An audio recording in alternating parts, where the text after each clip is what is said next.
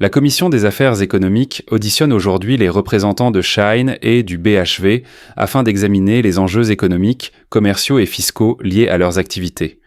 Cette audition permet aux députés d'interroger les dirigeants sur leurs modèles économiques, leurs pratiques commerciales et leurs impacts sur le commerce, l'emploi et la fiscalité en France. Pour suivre l'intégralité des échanges et comprendre les enjeux de cette audition, regardez cette vidéo, puis likez, partagez et abonnez-vous à la chaîne Hémicycle. Voilà, nous allons pouvoir débuter notre audition. Nous sommes très nombreux dans cette salle. Alors bien sûr, la Commission des affaires économiques, je crois, au quasi complet, si ce n'est au complet.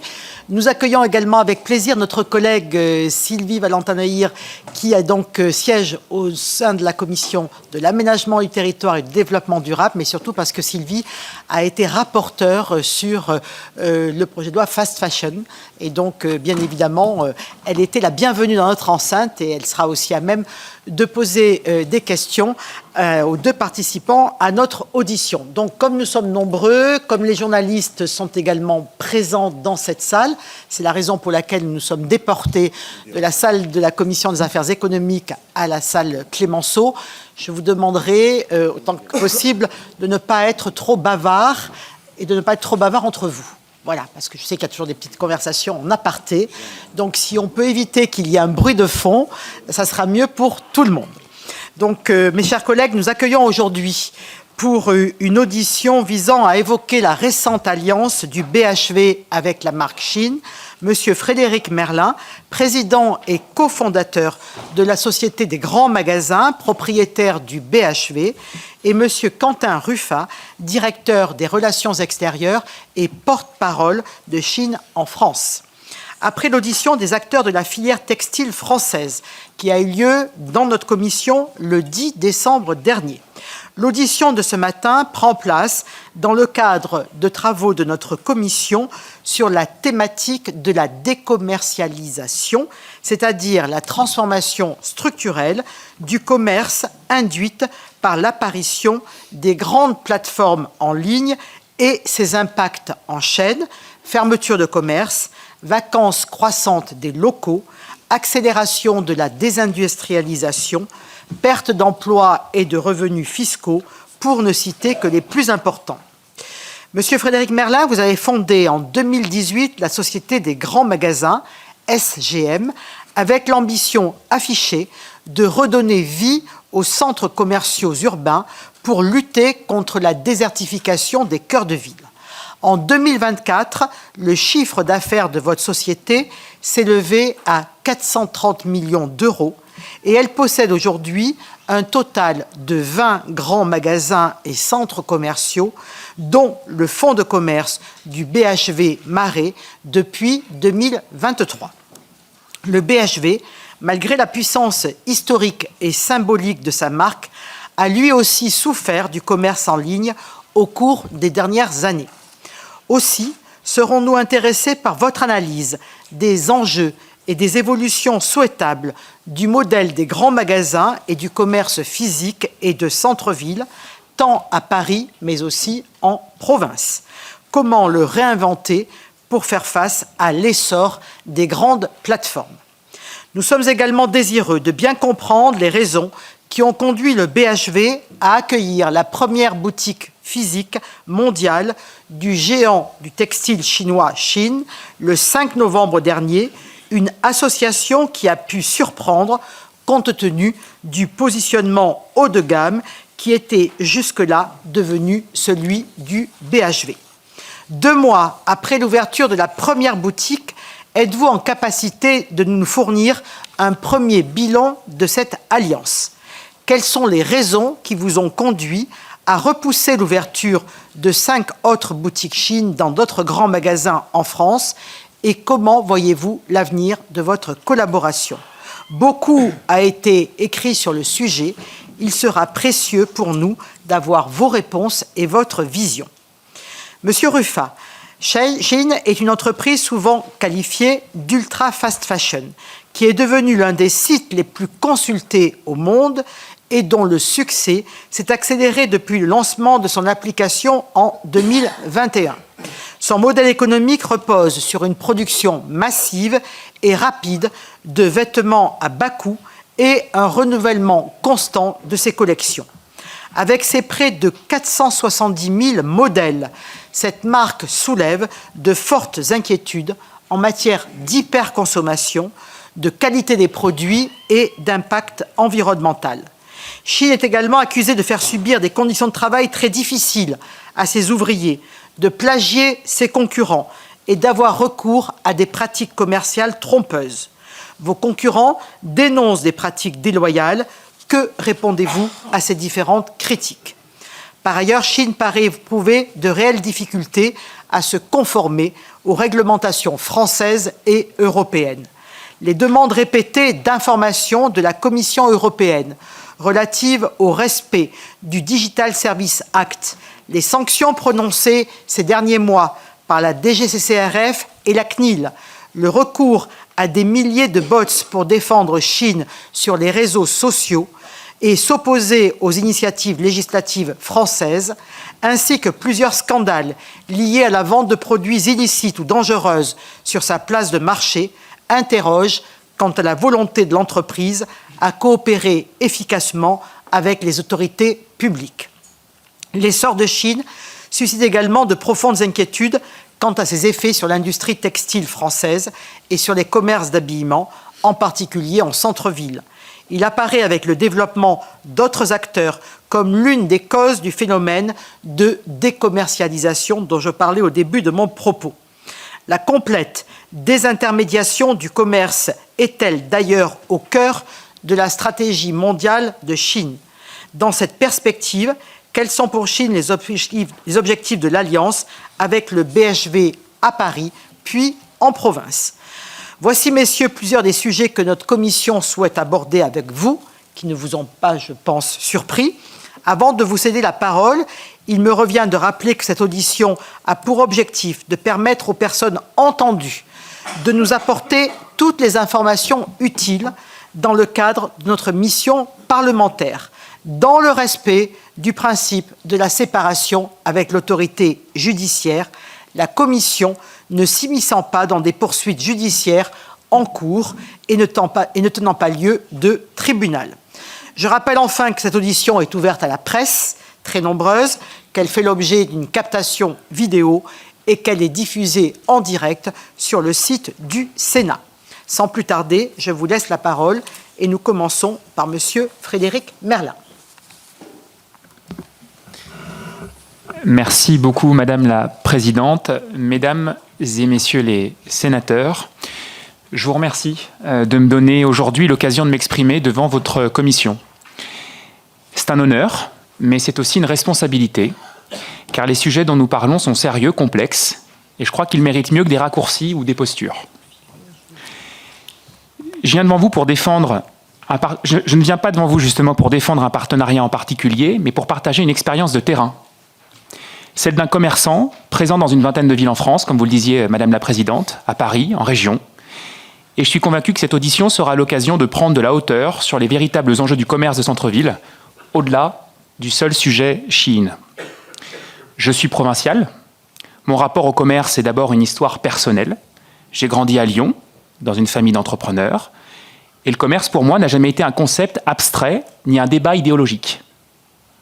C'était le centre-ville, les vitrines, les magasins, et puis les discussions très concrètes avec des commerçants sur les factures, sur les salaires, les saisons qui étaient bonnes ou mauvaises. Et très tôt, j'ai compris que derrière une enseigne, il y a une femme, il y a des hommes, il y a des familles, et puis une responsabilité. Je suis resté profondément pragmatique. Je ne crois pas que l'on sauve une filière en la jugeant. On la sauve en comprenant, et puis en l'adaptant à ceux qui la font vivre. Cette lucidité, qui est parfois inconfortable, guide encore aujourd'hui toutes mes décisions.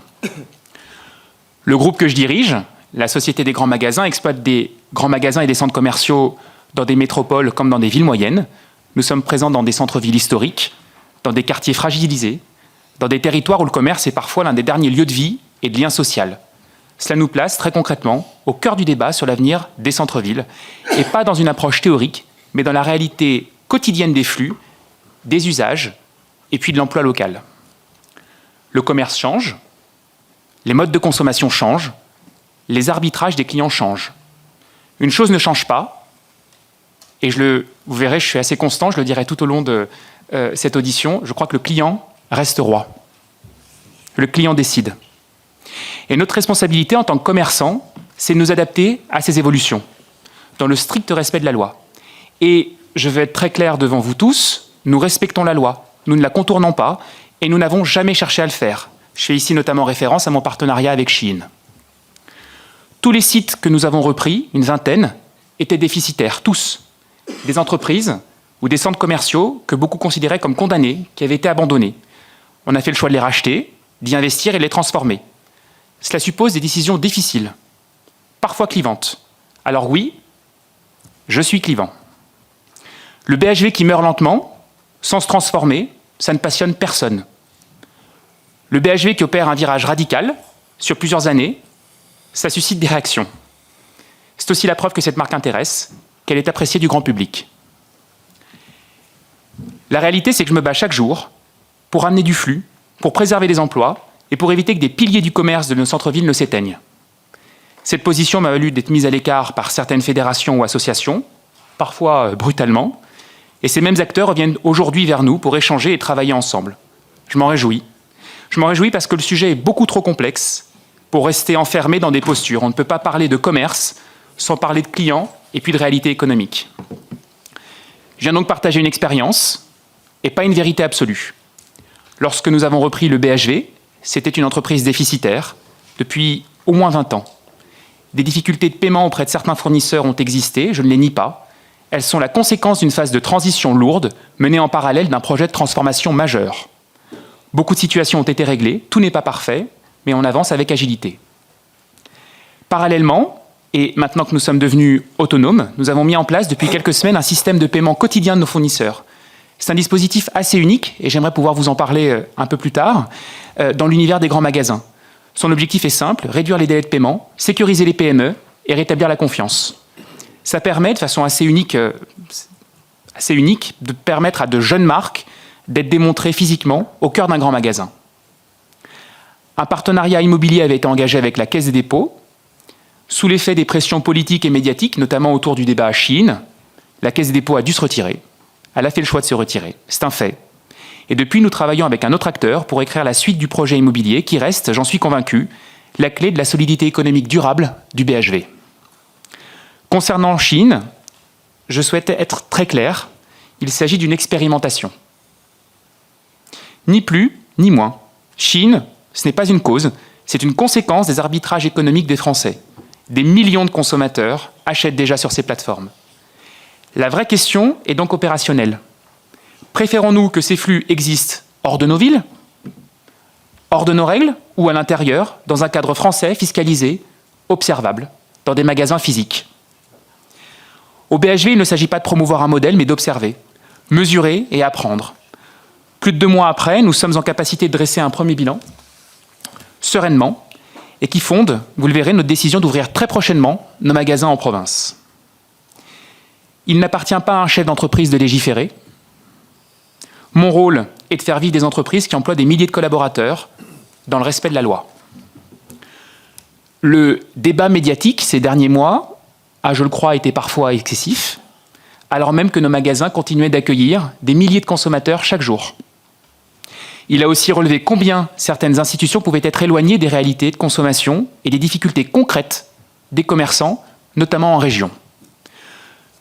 Ne méprisons pas le bon sens de bon nombre d'acteurs économiques en région. Dans cet esprit, j'ai décidé d'être à l'initiative d'un think tank dédié à l'avenir du commerce et des centres-villes. Un espace de réflexion ouvert pour travailler sur des solutions concrètes. Très prochainement, un site internet dédié recueillera des contributions d'experts, de figures institutionnelles, fortes, d'élus locaux, d'économistes, d'urbanistes, avec l'objectif de dresser un premier diagnostic d'intérêt général. Le point de départ n'est pas Shein ni le BHV, mais l'affaiblissement structurel du commerce de centre-ville. Nos grands magasins et nos centres commerciaux de centre-ville sont positionnés comme des infrastructures de centralité urbaine, au même titre qu'une gare, qu'un hôpital ou qu'une école. Nous chargerons un universitaire de rédiger un rapport structurant de ces propositions concrètes, et je serai honoré de le mettre à la disposition de cette Assemblée. Voilà, je suis un commerçant français, provincial, de culture, de formation. Je veux continuer à entreprendre, à investir, à prendre des risques et contribuer à une réflexion collective utile, lucide et responsable. Et je suis bien entendu prêt à répondre à toutes vos questions aujourd'hui. Merci. Monsieur Rufin, c'est à vous de vous exprimer.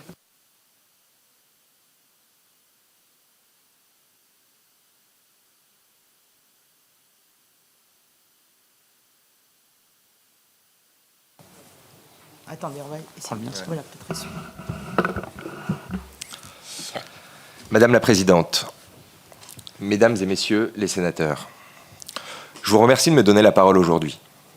C'est un honneur, mais aussi une responsabilité de pouvoir m'exprimer devant vous dans le cadre de vos travaux sur la décommercialisation. Un sujet structurant pour l'avenir de nos territoires et du commerce en France. Cette table ronde s'inscrit dans un moment de transformation profonde des usages de consommation, des modèles économiques et des attentes sociales. Ces évolutions ne sont ni nouvelles, ni simples, et le Sénat les observe et les analyse depuis de nombreuses années. Il me paraît donc important de rappeler un point de contexte. La décommercialisation des centres-villes est un phénomène ancien, largement antérieur à l'arrivée de Chine en 2018. Elle s'inscrit dans une trajectoire longue, marquée par plusieurs ruptures successives, le développement des hypermarchés et des zones commerciales en périphérie dès les années 1970, la délocalisation massive de l'industrie textile à partir des années 2000, puis l'adoption progressive du e-commerce par les consommateurs français. C'est dans ce paysage déjà profondément transformé que Shein s'est développée. Notre offre ne s'est pas conduite en rupture avec ces évolutions, mais en réponse à une demande bien réelle, celle d'une mode abordable, accessible, notamment dans des territoires où l'offre commerciale physique est parfois réduite, voire inexistante. Pour comprendre notre place dans cet écosystème, il faut d'abord expliquer notre modèle. Shein emploie aujourd'hui une vingtaine de collaborateurs en France, mais notre empreinte économique dépasse largement cette présence directe. Elle s'exprime à travers nos partenaires, notre chaîne logistique et les écosystèmes que nous contribuons à structurer.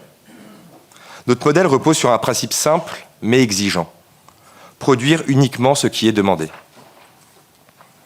Concrètement, chaque nouvelle référence est lancée en très petite série, entre 100 et 200 pièces. Nous analysons ensuite, en temps réel, les réactions des consommateurs et ajustons la production en conséquence. Cette logique nous permet notamment de proposer chaque référence du XXS au XXL, sans multiplier les volumes ni créer de stock inutile. Elle poursuit un objectif clair, limiter la surproduction, les stocks et les invendus, qui restent les principaux fléaux business et environnementaux de l'industrie textile. Les résultats sont concrets. Nos taux d'invendus sont à un chiffre, très en dessous des standards du secteur, qui se situent généralement entre 20 et 40%. Il ne s'agit pas de produire davantage, mais de produire plus justement, en s'adaptant au plus près à la réalité de la demande. Shein, ce n'est pas une injonction à consommer davantage. C'est une offre de choix qui laisse aux consommateurs la liberté de décider quand, comment et à quel prix ils s'habillent, en fonction de leurs moyens et de leurs besoins. Nous proposons, et ce sont nos clients qui choisissent. Enfin, Shein est à la fois une marque, avec ses propres références, et une marketplace ouverte à des vendeurs tiers. Cette double activité structure notre présence sur le territoire national. Ce modèle prend tout son sens dans un pays comme la France. La France est un marché clé pour Shein, à la fois culturellement, parce que la mode y occupe une place importante, et économiquement, parce que la question du pouvoir d'achat y est centrale. Selon une étude d'Oxford Economics, en 2023, les activités de Shein ont soutenu 2900 emplois en France et contribué à plus de 640 millions d'euros du PIB français. Nous avons noué des partenariats durables avec deux acteurs majeurs de la logistique nationale, CMA-CGM et le groupe La Poste. Cette contribution continue de croître à mesure que notre activité se développe. Je souhaite être très clair sur un point.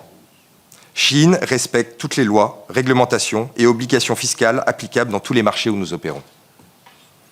Par exemple, sur les 3 dernières années, nous avons payé plusieurs centaines de millions d'euros de TVA en France. Les affirmations contraires sont factuellement infondées. Au-delà de ces contributions économiques, nous investissons aussi dans la création française. Depuis 5 ans, la France est un pays clé du programme SheinX, qui accompagne des designers et des artistes dans la création et la diffusion de leurs premières créations.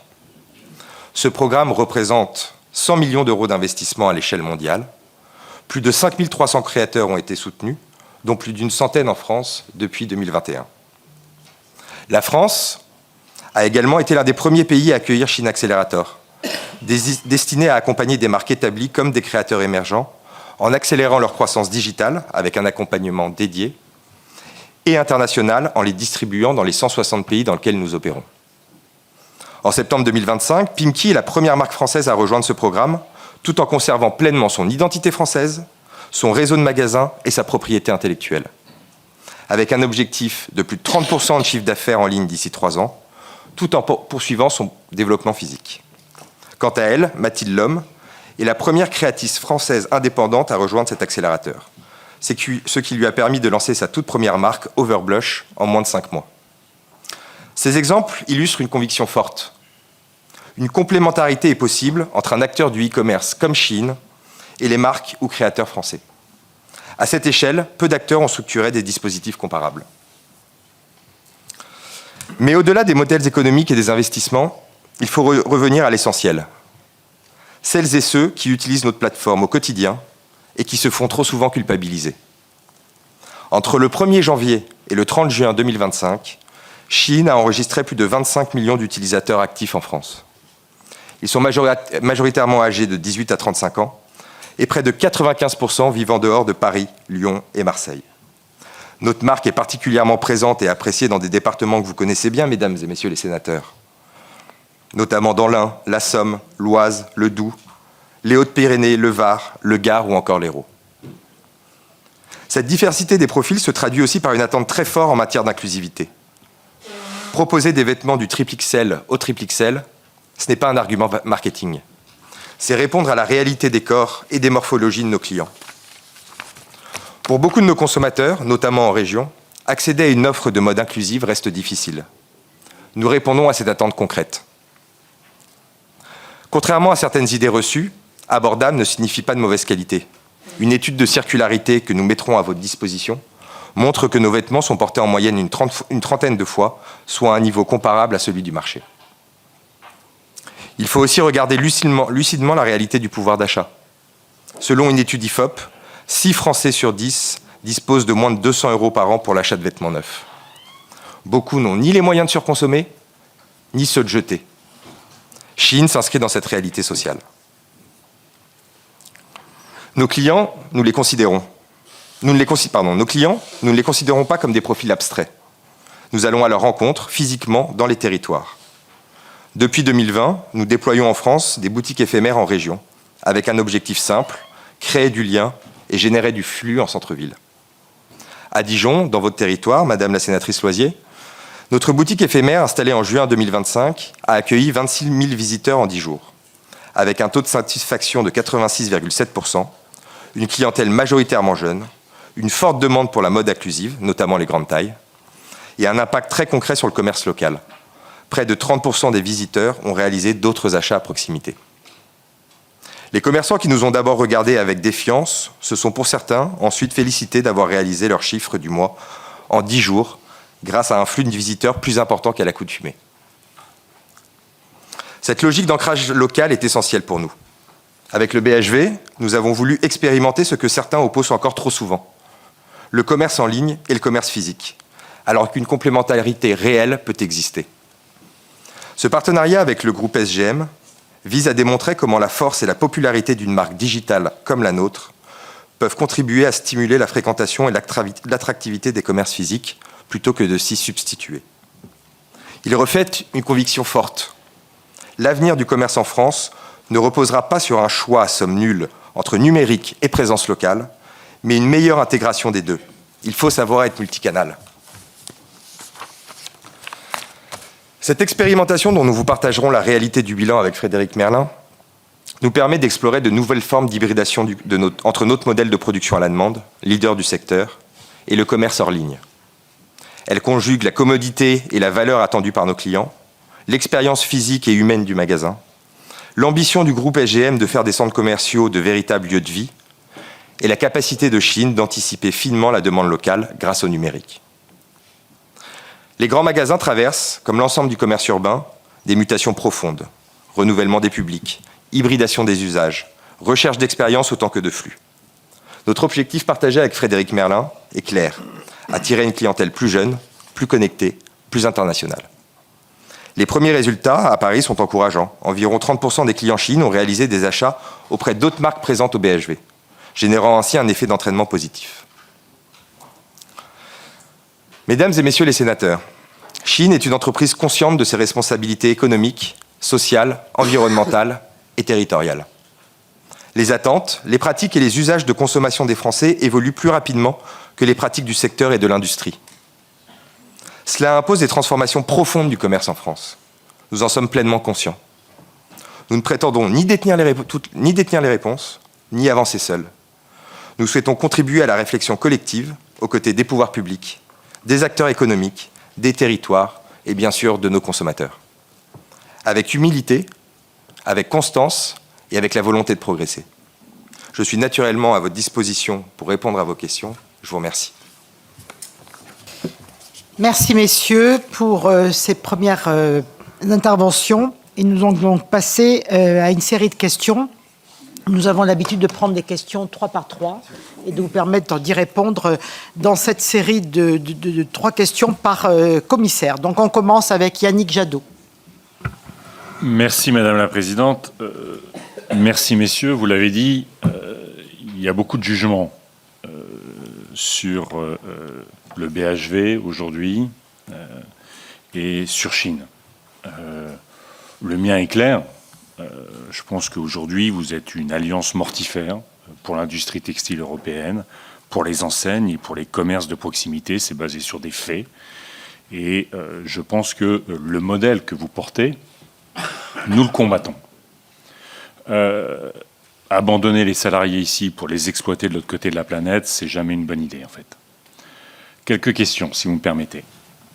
Est-ce que vous pouvez nous dire, puisque des enquêtes ont été faites in situ sur les importations de colis, parfois avec des chiffres de 80% de non-conformité, c'est ce qui est sorti des études réalisées. Donc, est-ce que vous pouvez nous indiquer comment, dans la réalité, vous assurez ces contrôles ? Quelle est la part de contrôle ? Est-ce que vous pouvez nous fournir des tests de conformité à REACH, par exemple, sur la question chimique, qui est un enjeu essentiel sur la santé et l'environnement, sur les normes CLP. Est-ce que vous pouvez nous donner, au fond, ces tests de conformité? Quelle part de vos productions sont testées sur ce qui arrive sur le marché français et européen? Deuxième question. Est-ce que vous pouvez nous donner la part des colis qui arrivent et qui bénéficient de l'exemption des droits de douane? Et comment vous analysez, comment vous évaluez les mesures que l'Union européenne et la France prennent sur la taxation des droits de douane? Vos filières, vos fournisseurs. Il semble que du côté de Chine, vous ayez quand même énormément de difficultés à nous fournir des informations sur vos fournisseurs, notamment sur le coton chinois.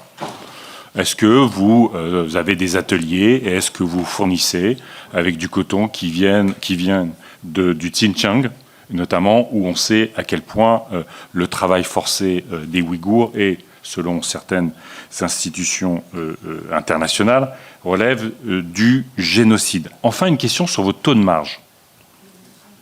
Quand on regarde votre tête de pont européenne, Infinite Style e-commerce, quand on regarde les comptes qu'on arrive à obtenir sur 2023, on ne comprend pas vos taux de marge, en fait.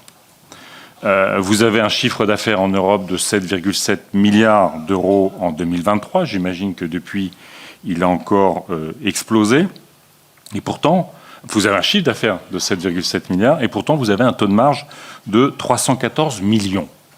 Ça étonne. Et puis, quand on regarde un peu ce rapport, on s'aperçoit qu'en fait, il y a 6,5 milliards de charges qui sont directement transférées à votre société singapourienne. Donc, certes, peut-être vous dites que vous payez la TVA. Il y a des questions quand même assez fortes sur les déclarations. Mais au fond, quelle est la réalité du taux de marge de vos activités en Europe et en France? Merci. Amel Gacquer. Merci Madame la Présidente. Tout d'abord, un grand merci à vous de votre présence et merci. Et moi, j'interprète en tout cas votre présence comme cela, c'est que vous mettez quand même sur la table des sujets ici qui nous tiennent à cœur, qui sont l'avenir de nos centres-villes, et puis vous osez proposer une expérimentation que nous, peut-être aujourd'hui, sur laquelle par contre nous ne sommes peut-être pas tous d'accord, mais qui mérite d'être regardée de près, et c'est la raison, je pense, de la présence nombreuse aussi des médias. Moi par contre, deux questions sur le sujet. Monsieur Merlin, en fait, vous avez quand même bâti toute votre réputation sur la redynamisation en fait, des centres commerciaux, notamment dans les régions. Comment... après finalement les premiers retours plutôt négatifs, quand au regard en tout cas des départs de certaines marques du BHB, comment aujourd'hui vous pouvez défendre le modèle que vous proposez en termes d'expérimentation, et puis surtout si c'était à refaire, avec le peu de recul que vous avez aujourd'hui, est-ce que vous referiez exactement la même chose? Ça c'est la première question. Et puis la deuxième, c'est plutôt sur les valeurs, comment aujourd'hui défendre la revitalisation de nos centres-villes, ou en tout cas un modèle différent à expérimenter, tout en installant des modèles qui reposent sur en fait la délocalisation massive de notre production, ce qui aujourd'hui est tout ce que nous ne recherchons pas justement, et ce que nous cherchons à faire, c'est justement relocaliser et reproduire chez nous en France ou en tout cas en Europe. Merci. Merci Amel. On finit cette série de questions avec Fabien Gay. Merci Madame la Présidente. Bonjour à tous les deux. Merci de vos propos introductifs. J'ai bien sûr un avis comme chacune et chacun ici, mais je ne perds pas de vue, pour être un enfant des quartiers populaires et un élu de la Seine-Saint-Denis, qu'un certain nombre de gens qui n'ont peu ou pas les moyens, qui sont en situation de précarité, voire de pauvreté, se retrouvent contraints, je le dis, de devoir acheter sur des plateformes, dont Shein, Temu ou d'autres, des habits pour être un peu à la mode, faire comme les autres, pouvoir s'habiller, habiller leur enfant, avec 2 ou 3 euros. C'est ça le réel. Et donc, j'essaie toujours de garder dans ma critique, au sens littéral du terme, qu'un certain nombre de nos concitoyens et concitoyennes sont aujourd'hui contraints et que je ne veux pas, dans mon propos, les stigmatiser. Et d'ailleurs, je pense que nous avons une réflexion commune, c'est que nous devons toujours garder ça à l'esprit, que si, comme dans l'alimentation ou d'autres d'ailleurs, le meilleur pour toutes et tous, il faut aussi, et d'abord, donner les moyens à chacune et chacun de pouvoir se nourrir de façon la plus saine possible ou de s'habiller de la façon la plus correcte possible, et y compris avec des habits produits en France ou au sein de l'Union européenne. Une fois que j'ai dit ça, pardon de le dire, je vais très rapide, de questions. Chine, j'entends, vous avez une assurance, et vous venez de dire ici, nous respectons toutes les règles. Oui, ou à la marge. Parce que pour compléter la question de mon collègue Jadot, si effectivement vous payez une partie de la TVA, parce que vous l'avez dit, vous êtes aussi marketplace, et donc revendeur dont vous collectez la TVA pour d'autres, que nous attendons les documents, et je pense que vous devriez jouer la transparence, que vous reversez bien la TVA que vous collectez pour les revendeurs, ce qui, nous le savons, pas que pour vous, est assez aléatoire pour les grandes plateformes mondialisées. La deuxième question, c'est que vous réalisez beaucoup de chiffre d'affaires en France comme ailleurs, et que vous vous soustrayez en réalité à l'impôt, et c'est un réel. Et d'ailleurs, 20 salariés aujourd'hui, on ne peut pas dire que ça participe grandement au PIB. Enfin, sur les conditions de travail des travailleurs et des travailleuses de l'autre côté de la planète, elles m'importent autant que celles et ceux françaises qui sont présents ici. D'ailleurs, j'ai été en Chine, et il a été impossible, je le dis bien, de rencontrer des travailleurs et des travailleuses qui travaillent dans vos usines, et interdit d'y rentrer, sachant que nous savons que le salaire moyen en Chine comme au Bangladesh est de 100 € pour 12 heures par jour et 6 jours travaillés, voire 7. Donc il y a quand même une question éthique et politique. Enfin, et j'en viens à M. Merlin, moi je pense que vous êtes à la confluence de la financiarisation des actifs, de la mondialisation des plateformes et d'un affaiblissement de nos écosystèmes des centres-villes. Alors dans le business, et quand on veut éclater le secteur, comme vous essayez de le faire, l'histoire juge, dans 5 ou 10 ans, soit vous serez un génie, et tout le monde dira « Ah, il a eu raison avant tout le monde », ou tout le monde dira « Ah, c'était une comète, et finalement, il s'est planté ». Bon, moi j'en sais rien, comme on n'est pas dans 10 ans, nous verrons bien. Mais les difficultés, elles sont là. Vous l'avez dit, et c'est pas contraint que la CDC a quitté, c'est un choix politique qu'elle a fait. Dans la guerre commerciale, la guerre manufacturière que nous posent les Chinois, d'ailleurs, il faudrait au minimum qu'on se mette d'accord entre Européens, puisque même la taxe ultra fast fashion que nous avons adoptée, 2 ou 3 euros pour les petits colis, comme en fait la Pologne va construire un grand hangar, vous allez acheminer tous les colis en Pologne, puis les racheminer en France, donc finalement, ça ne servira à rien. Donc déjà, il faudrait que nous-mêmes, nous menions un combat politique au sein de l'Union européenne, c'est une vraie question, mais vous avez donc perdu ces 300 millions, donc vous ne pouvez pas racheter les murs aujourd'hui, donc où vous en êtes sur cette question. Et puis la deuxième, c'est que nous le savons, mais Madame la Présidente l'a suggéré, comme elle sait si bien le faire, je ne rentre pas dans les affaires judiciaires, mais un certain nombre, en tout cas, de petits commerçants, d'artisans, disent des impayés. D'ailleurs, vous avez fait le choix, en 2026, de passer au paiement quotidien. Donc, qu'est-ce que cela veut dire? Comment vous allez agir pour notamment payer un certain nombre d'impayés? Donc, d'ailleurs, à Metz. Et puis enfin, aujourd'hui, vous êtes prévalu les 15 premiers jours de 300 000 visiteurs, 50 000 ventes, un panier moyen de 43 euros. Mais le réel, c'est que j'en reviens aux gens, parce que c'est toujours les citoyens et les citoyennes qui viennent et qui achètent sur leur téléphone ou à 2 ou 3 euros. Mais les produits que vous vendez sont entre 14 et 25 euros. Donc ceux qui viennent sont déçus et se disent finalement et repart. Et aujourd'hui, toutes les enquêtes journalistes le montrent. RTL a été hier dans votre magasin. Le magasin, en plus d'avoir fait fuir Dior, Guerlain et les autres, et donc d'être passé d'un bazar de luxe en réalité à aujourd'hui quelque chose, une promotion en tout cas de l'ultra fast fashion, vous avez perdu sur un pan et vous n'êtes pas en train d'en regagner un autre. Donc est-ce qu'en réalité vous n'êtes pas en train de perdre votre pari et est-ce que vous avez l'idée que si ça continue à ne pas fonctionner, de rechanger le système? Voilà, je vous remercie. Eh bien voilà, on est dans le vif du sujet et donc je vous propose de répondre à cette première série de questions. Je ne sais pas qui veut commencer, Monsieur Ruffat, vous commencez? Allez. Merci, Madame et Messieurs les sénateurs, pour vos questions. Je vais commencer par les questions viennent me concernant de Monsieur Jadot et de Monsieur Gay. Concernant les chiffres que vous avez avancés sur la non-conformité des produits. Il y a effectivement un nombre de chiffres incalculables qui sont diffusés, que ce soit par le gouvernement, que ce soit par la DGCCRF, que ce soit par la presse. La réalité des faits, c'est que durant l'opération menée par les douanes, qui a été largement documentée par la presse, seulement une centaine de produits sont restés à quai, le reste ont été livrés chez les clients. N'ayant pas été notifiés ni par la DGCCRF, ni par les douanes, de la réalité et du nombre de ces contrôles, je ne suis pas en mesure de commenter ces chiffres. La seule chose que je peux vous dire aujourd'hui, c'est qu'une centaine de produits ont été mis de côté pour des contrôles plus poussés.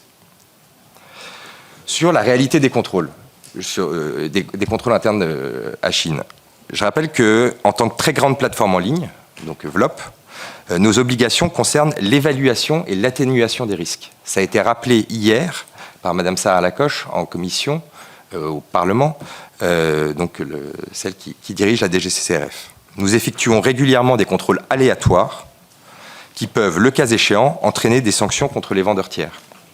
Ces contrôles sont soutenus par des auditeurs indépendants, notamment Bureau Veritas ou Intertech, que vous devez connaître. Par exemple, concernant les vêtements que nous vendons et autres produits de confection Chine, des inspections aléatoires ont lieu chaque mois. Cela peut inclure des tests de résistance, de tissu, de durabilité, de couleur, de boulochage et de sécurité chimique. En 2024, nous avons rapporté que plus de 700 000 inspections avaient été effectuées sur des articles de vêtements afin d'évaluer la conformité aux normes applicables. Pour les produits d'habillement sous la marque Chine, j'utilise le temps que vous m'offrez aujourd'hui pour vraiment rentrer dans le détail des contrôles. Ça va peut-être vous paraître un peu rébarbatif, mais utilisons ce temps pour que je puisse, en toute transparence, vous expliquer comment nous contrôlons les choses. Pour les produits d'habillement sous la marque Shein, nous avons mis en œuvre un protocole de sécurité qui est multifacette pour surveiller la conformité des produits de marque Shein et s'assurer qu'elles répondent aux lois et aux réglementations applicables dans les pays dans lesquels nous opérons. Avant de travailler avec un fournisseur, puisque je rappelle que les usines, ce ne sont pas nos usines, mais ce sont des fournisseurs, avant de travailler avec un fournisseur, il doit accepter formellement notre code de conduite des fournisseurs et les exigences de sécurité des produits. La conformité des fournisseurs est ensuite vérifiée par des audits réguliers basés sur le risque. Et pour nos propres produits, nous réalisons des tests de sécurité à grande échelle, basés sur les risques tout au long du cycle de production, dans des laboratoires indépendants et accrédités. Et nous retirons tout produit ne respectant pas les normes de sécurité. Monsieur le sénateur Jadot, je n'ai aucun problème, après cette audition, à vous partager certains de nos contrôles, de résultats de nos contrôles produits, pour que vous compreniez comment ça fonctionne. Il y a ensuite le sujet marketplace. Je le rappelle encore une fois, nous sommes une très grande plateforme en ligne. Nos obligations concernent l'évaluation et l'atténuation des risques systémiques. La conformité des produits sur la marketplace Shein est gérée par une série d'étapes qui commencent avant l'adhésion du vendeur et se poursuivent tout au long du cycle de vie des produits mis en vente. Ces procédures comportent 3 étapes principales. Avant l'intégration, nous avons mis en place des mesures pour garantir que les vendeurs qui souhaitent s'inscrire au sein de la plateforme respectent nos politiques et réglementations locales. Une fois les vendeurs intégrés, leurs produits sont soumis à des critiques strictes. Leurs produits sont soumis à des contrôles stricts avant d'être mis sur la plateforme. Enfin, nous avons des contrôles rigoureux et continus après inscription pour surveiller la conformité de ces produits. Chaque étape est conçue pour garantir que les produits respectent des normes de sécurité légales et qualité, quel que soit leur type ou leur catégorie. Je peux ensuite, si vous voulez, si on a le temps, je pourrais rentrer dans le détail très poussé et très précis de ces 3 étapes, où je peux vous partager les process de contrôle après l'audition.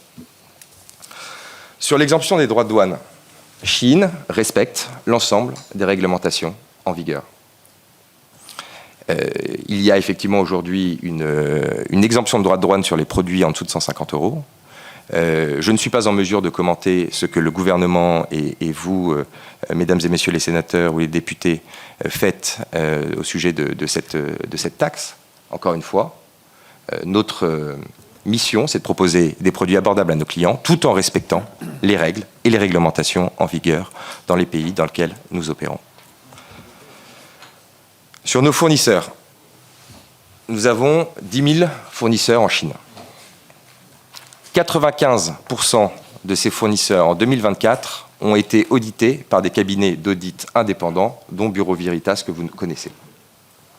Dans ce code de conduite interne, il y a 3 points de zéro tolérance. Le travail d'enfant, le travail forcé et le refus de se soumettre à un audit indépendant. Ces audits ne sont pas préparés et nous nous assurons de la bonne tenue du code de conduite interne que les fournisseurs sont obligés de signer s'ils veulent travailler avec nous. Si un point de zéro tolérance est découvert lors de l'audit, nous ne cachons pas la poussière sous le tapis. Nous annonçons le nombre de fournisseurs avec lesquels nous avons arrêté de travailler dans notre rapport RSE. Sur le rapport RSE 2024, c'est 12 fournisseurs avec qui nous avons terminé le contrat. Sur le salaire, monsieur le sénateur Gay, des études menées par nos auditeurs tiers, couvrant plus de 4000 travailleurs dans les usines de nos fournisseurs en Chine, montrent que les employés des fournisseurs Chine perçoivent généralement des salaires non seulement bien supérieurs au salaire minimum local, mais aussi nettement supérieurs à ceux des travailleurs d'autres secteurs de l'industrie mondiale de la mode, tant en termes absolus qu'après ajustement du pouvoir d'achat local. Je vous rappelle que 97% de la production du textile qui est vendu en France aujourd'hui est produit à l'étranger. 70% en Chine. Je partage, et je vous le dis aujourd'hui, la majorité de mes fournisseurs avec des marques de prêt-à-porter français, européennes et internationales que vous connaissez tous. Il est de notre devoir de faire en sorte d'encadrer les conditions de travail de nos fournisseurs en Chine, de faire en sorte que les cadences de travail soient respectées et que le respect de notre code de conduite soit respecté. Ce code de conduite, je vous le partagerai après cette audition. Il est en libre accès sur notre site et vous verrez qu'il est précis et qu'il répond à beaucoup de vos questions. Dans ce code de conduite, je vous l'ai dit, pas de travail forcé. Chine n'exploite pas les ouvriers de ses fournisseurs. Merci. Pardon, excusez-moi. En tant qu'entreprise privée, je vais faire appel au secret des affaires ici et je ne rentrerai pas dans les détails financiers.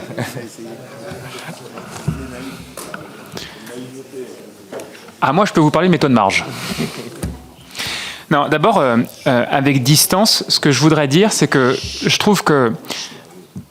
Pardon, Madame la Présidente, mais je rechignais un peu à venir, parce que j'avais le sentiment de m'être beaucoup exprimé, en fait, sur ce sujet-là, et que la polémique était en train de redescendre. Et je rejoins un peu vos propos, Monsieur le Sénateur. En fait, je crois que dans les affaires, ce qu'il faut, c'est avoir raison, mais avoir raison trop tôt, c'est avoir tort, finalement. Et je suis ravi, en fait, que ce temps d'échange arrive 3 mois après l'annonce de ce partenariat, parce qu'on est moins dans la passion, on est moins dans l'émotion, et on peut prendre le temps de répondre. Et puis surtout, je suis heureux d'avoir Quentin près de moi, parce que à chaque fois que j'ai dû m'exprimer sur la nature de ce partenariat, on venait me chercher en fait sur tous les sujets qui sont les sujets d'éthique, de responsabilité vis-à-vis de Chine. Et je crois que Quentin est bien plus au fait de répondre que moi. Et puis je constate qu'en plus de ça, il y a une dimension, presque religieuse autour de Chine. Il y a un dogme autour de Chine. C'est-à-dire qu'on a beau apporter la preuve, on n'y croit toujours pas. Voilà. Et en fait, je voudrais juste vous dire dans quelle mesure j'ai décidé de faire ce partenariat, parce que je considère en fait être un chef d'entreprise éthique, je considère avoir des valeurs dans mon groupe, et j'ai constaté que la majorité des fournisseurs, des marques, qui étaient présentes dans mes magasins ou mes centres commerciaux partageaient les usines de Quentin. Donc si je décidais en fait d'extraire, de dire je ne veux pas travailler avec cette marque, je ne le ferai pas pour des raisons économiques, je le ferai pour un sujet qui me dépasse, celui de la mondialisation. Et pardon, mais du haut de mes 34 ans, je crois que je ne suis pas capable en fait de régler ce problème-là à l'échelle mondiale. Madame la sénatrice et Monsieur le sénateur, je pense que vos questions rejoignent celles du bilan en fait, et que l'enjeu c'est peut-être de dresser un bilan de ce qu'est notre partenariat avec Chine après un peu plus de 2 mois d'ouverture. D'abord, je crois que la France, elle n'aime pas les expériences. Parce que cette expérience, on aurait pu la faire n'importe où ailleurs, on a décidé de la faire en France. Alors Chine a eu du courage. Chine a eu du courage parce qu'en faisant cette expérience en fait, et en venant en France, ils savaient qu'ils allaient prendre beaucoup de coups. Je crois qu'ils ont pris des décisions assez drastiques en fermant la marketplace, etc. Et je ne suis pas certain que ce soit un bilan économique réussi pour Chine que d'avoir fait en fait ce partenariat physique avec nous, mais c'est un partenariat qui avait du sens pour servir le commerce physique. On est présent dans une 20aine de villes en France. Nous ne faisons qu'un seul constat. Notre choix à nous, c'est de n'être présent qu'en hyper-centre-ville. Et finalement, les problématiques de l'hyper-centre-ville de Grenoble ou de Mulhouse, il est pratiquement le même que celui de Paris. C'est-à-dire que l'accès à nos magasins est devenu très difficile. Les habitudes de consommation changent. Et monsieur le sénateur, je pense que vous avez commis une erreur dans votre propos liminaire en disant, avant votre propos, en disant en fait que vous compreniez beaucoup de personnes qui étaient contraintes de consommer chez Chine. La réalité, et je le constate tous les jours, c'est qu'il n'y a pas que des personnes contraintes de consommer sur Chine. Non, mais vous savez, je pense que dans cette assemblée, certains de vos enfants consomment sur Chine. Je voulais... Monsieur, j'ai effectivement oublié de vous donner un chiffre qui ne vient pas de chez nous et qui va à l'encontre de la contrainte que vous mentionnez, c'est que Chine est la 5e marque de mode préférée des Français. Et donc, non mais c'est l'enjeu mais ce n'est que l'enjeu du prix. Ce n'est que l'enjeu du prix. Et donc, je pense que les habitudes de consommation changent plus généralement. Il n'y a pas que des personnes contraintes. Il y a des personnes contraintes pour des raisons financières, pour des raisons de taille aussi, parce que Chine est connue pour ses grandes tailles. Mais il y a aussi des habitudes de consommation où, en fait, la jeune génération peut-être surconsomme, a l'habitude en fait de vouloir avoir de la mode, etc. Et aujourd'hui consomme sur Chine très régulièrement. Et en tant que commerçant, avec 27 millions de clients revendiqués, je ne peux pas imaginer qu'il ne puisse pas y avoir de clients transverses entre des marques qui se veulent médium, premium, et des clients Chine. C'est la réalité. Je ne peux faire que constater. Voilà, ça c'est le premier point. Le deuxième point, c'est que quand nos sites baissent en trafic, dans les villes moyennes, c'est toujours la même problématique. Les accès au centre-ville qui sont compliqués, les grandes zones de retail park qui se sont développées en fait autour des centres-villes avec des parkings gratuits. Quand on veut abolir les voitures en centre-ville des villes moyennes, c'est la réalité. Hein. Et donc, les gens viennent avec leur voiture, se garent, consomment. Où est-ce qu'elles consomment ces personnes-là dans les grandes zones de retail park? Elles consomment dans des magasins mass market. Pardon pour les citer, mais il n'y a pas Dior et Vuitton en fait dans les grandes zones de retail park à l'extérieur des villes. Et je peux citer des exemples très probants. Je vais prendre la ville de Grenoble. Quand on prend la ville de Grenoble, il y a pléthore en fait de centres commerciaux qui ont ouvert en périphérie des villes. Il y a un nouveau centre commercial qui a ouvert avec une enseigne qui s'appelle Primark, qui draine un flux magistral. Je l'ai comme locataire à Mulhouse, je l'ai installé en centre-ville. C'est tout le centre-ville en fait qui a réussi, pas que grâce à Primark, grâce au travail aussi des commerçants, des élus locaux, mais aussi grâce au flux généré par Primark, à revitaliser son centre-ville. Et je crois qu'aujourd'hui, le centre-ville de Mulhouse, c'est un des plus beaux centres-villes de France, en tout cas en termes d'attractivité commerciale. Grenoble, c'est plus compliqué. Les enjeux d'insécurité, etc. Mais surtout, toute cette zone, toutes ces nouvelles zones qui drainent un flux à l'extérieur de la ville. Et quelles marques ont décidé de s'installer dans ce nouveau centre commercial et quitter le centre-ville? Non pas mon magasin uniquement, mais aussi les boutiques qu'elles avaient, les pas de porte qu'elles avaient dans le centre-ville. Ce sont toutes ces marques qui sont ces marques premium, mais qui vendent, pardon de le dire en fait, de la marchandise trop chère, sur un principe de design, de mode, mais dont la qualité et l'origine de fabrication est en Chine, au Bangladesh ou je ne sais où. Pardon de les citer, SMCP, Sandro, Claudie Pierlot, Mage, a fermé ses boutiques en centre-ville de Grenoble pour aller ouvrir Apsis, qui est un formidable centre commercial qui a été fait à l'extérieur de la ville, aux portes de Primark. Pourquoi? Parce que quand en fait Sandro vend une robe 500 ou 600 euros alors qu'elle coûtait 230 euros il y a encore 3 ou 4 ans, elle bénéficie du flux de Primark parce que c'est le même client. Le client, il est transverse. Donc je pense que vous avez raison, il y a des clients en fait qui consomment par nécessité, mais il y en a d'autres qui consomment par envie et par besoin. Et je veux bien faire preuve d'éthique, de valeur, mais en tant que commerçant, avec 2000 salaires à payer tous les mois, je veux en fait que ces clients viennent dans mes magasins plutôt qu'ils ne viennent plus dans mes magasins. Voilà. Et donc, en faisant ce partenariat avec Chine, mon objectif est simple, générer du flux de clients dans mes magasins. Et je suis persuadé que ce flux de clients dans mes magasins se transformera ailleurs. Ensuite, je pense qu'il y a beaucoup d'idées reçues sur ce qu'est la clientèle du BHV à Paris. Le ticket moyen du BHV à Paris, c'est moins de 70 euros. Je crois que c'est 65 euros. C'était 65... Non, du BHV, pas de Chine. C'est 65 euros. Et c'était 65 euros l'année dernière, alors que nous avions toutes ces marques de luxe qui vendaient des parfums à 400 euros. Le ticket moyen chez Chine, c'est une quarantaine d'euros. Donc on n'est pas si loin, en fait, en termes de positionnement. Le BHV ne peut pas devenir un énième grand magasin du luxe à Paris. Les Galeries Lafayette, c'est un épiphénomène mondial, c'est peut-être le plus grand magasin du monde. Mais c'est un grand magasin qui fonctionne sur le luxe et les touristes. Le Printemps, la Samaritaine, qui est un positionnement très luxe, le Bon Marché, le BHV, il n'y a pas de place.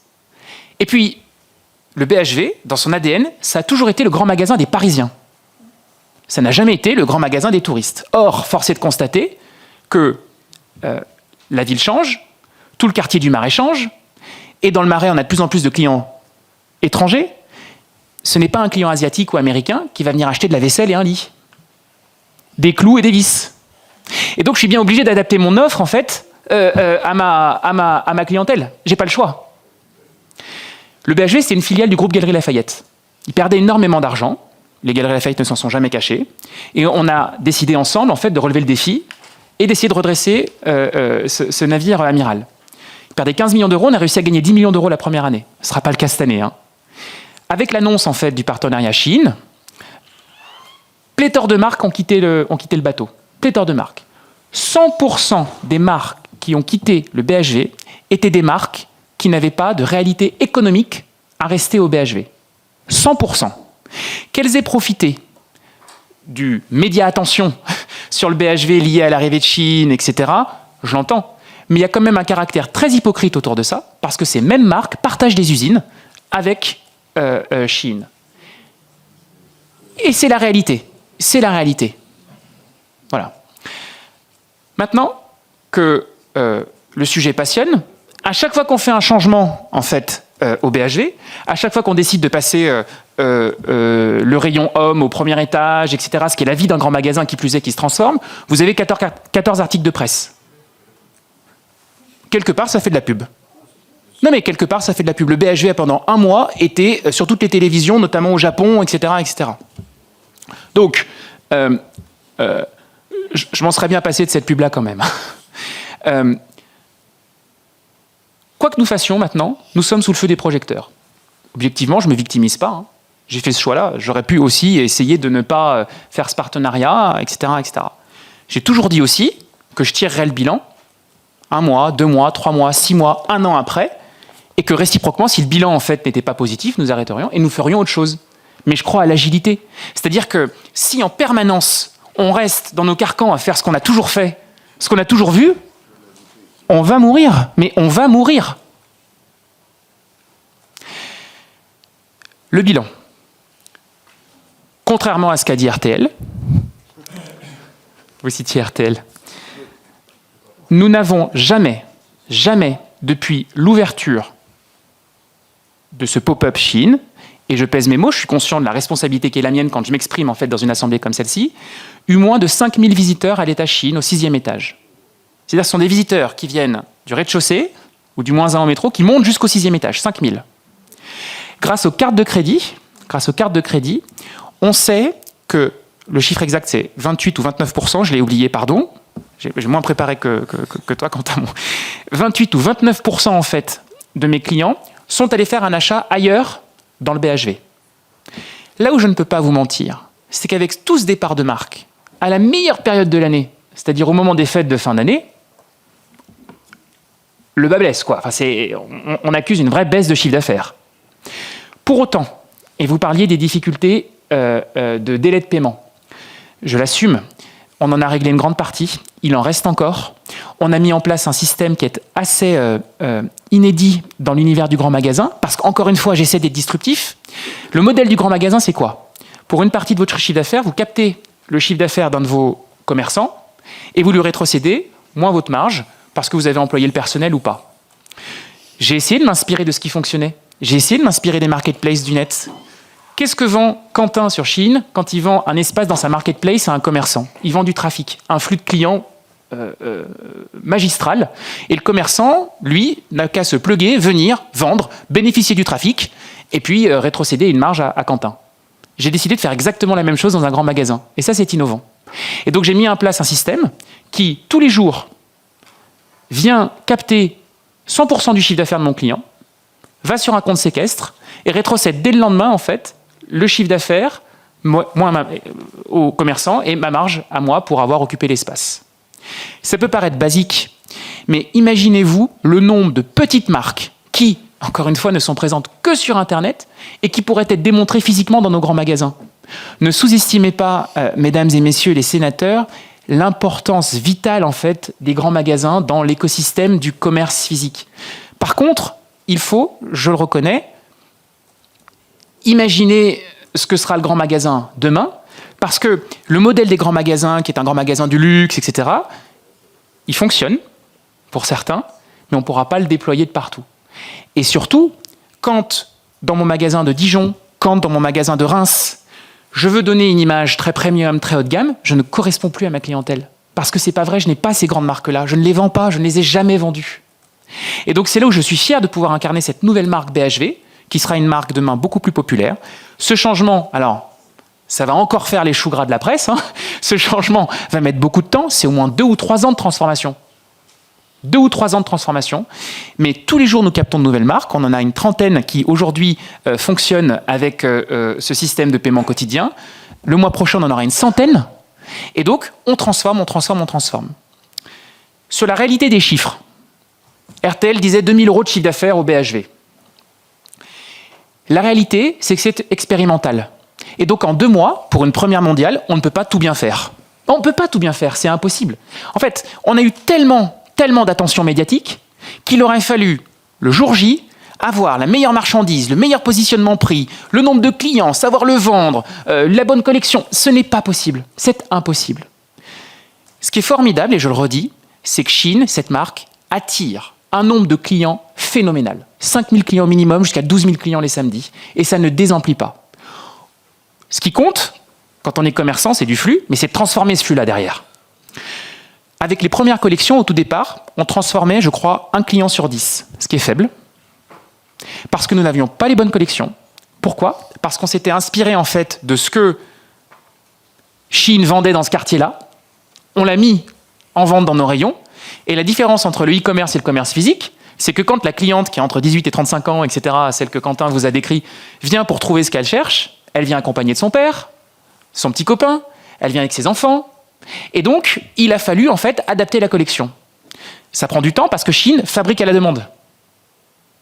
Et donc, on a adapté des collections.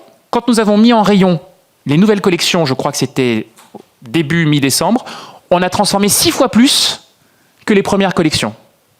Et la réalité, c'est qu'aujourd'hui, elles sont épuisées.